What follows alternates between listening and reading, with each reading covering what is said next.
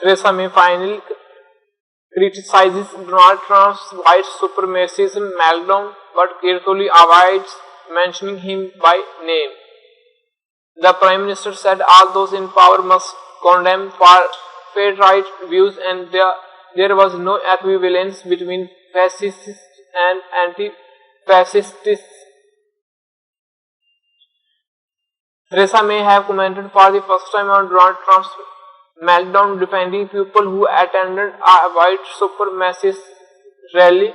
The Prime Minister, who spoke as she returned from a 3-week holiday, said all those in power must condemn fair right views. She criticized him implicitly by saying there was no equivalence between fascists and anti-fascists, but she appeared to carefully avoid mentioning the US President by the name. She said, I see no equivalence between those who propound fascist views and those who oppose them. I think it is important for all those in positions of responsibility to condemn fair right views wherever we hear them. Speaking on a visit to Brighton's new £3 billion HMS Queen Elizabeth aircraft carrier, she added, as I made clear at the weekend following the horrendous scenes that we saw in Charlottesville, I absolutely abhor the racism, the hatred and the violence that we have seen portrayed by these groups. The United Kingdom has taken action to ban fair right groups here. We have proscribed certain fair right groups here in the United Kingdom, and there is no equivalence. When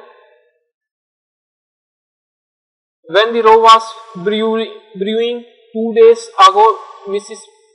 May's official spokesman said what the president says is a matter for him.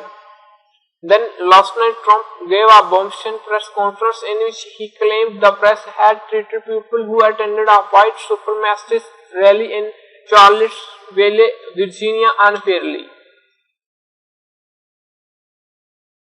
People who attended the rally were seen chanting, Jews will not replace us and blood and soul, a Nazi propaganda slogan. The president, who had hours earlier singled out neo-Nazis for criticism, shocked the world by claiming there were fine people at the rally and condemning very violent people protesting against it. The president blamed both sides for violence, despite a white nationalist protesters allegedly killing an anti-racism protester by moving her down with a car. Senior Tories had joined the condemnation of the president before Mrs. May spoke up. Cabinet Minister Sajid Javid tweeted, "Neo-Nazis bad, anti-Nazis good. I learned that as a child. It was a pretty obvious."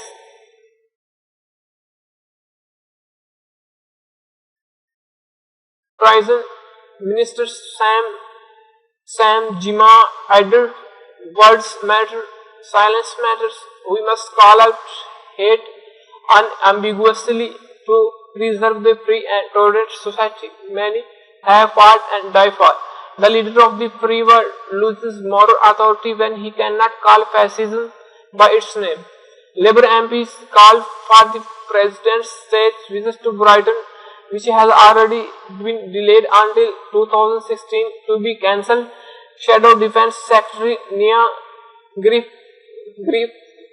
tweeted, "A state visit by Donald Trump would shame this country and betray all we stand for. Theresa May should revoke the invitation immediately." Nottingham South MP Lillian Greenwood said this Trump's comments were sickening and a new low.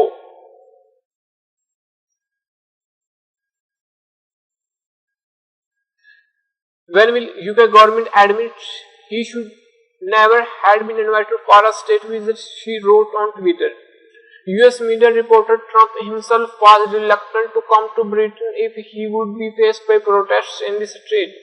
Violence erupted in Charlottesville, Virginia on Saturday after a group of far-right extremists gathered to protest the decision to remove a statue of Confederate General Heather Head, 32, who later died when a car was driven into crowds as anti-fascist demonstrators clashed with white supremacists. Mr. Trump faced heavy criticism in the immediate wake of unrest after he said there was blame on many sides. He took 2 days to condemn the action of the far-right groups, in particular, eventually branding the KKK, neo-Nazis and white supremacists as repugnant to everything that we hold dear as American in a statement on Monday. However, during a boisterous press conference at his Manhattan residence on Tuesday, the president appeared to have reverted to his previous position. He acknowledged there were some very bad people among the statue protesters, but added, "You also had people that were very fine people on both sides." In the hours after the comments, the hashtag #ImpeachTrump trended worldwide on Twitter. Thanks for watching. Please like, subscribe and share my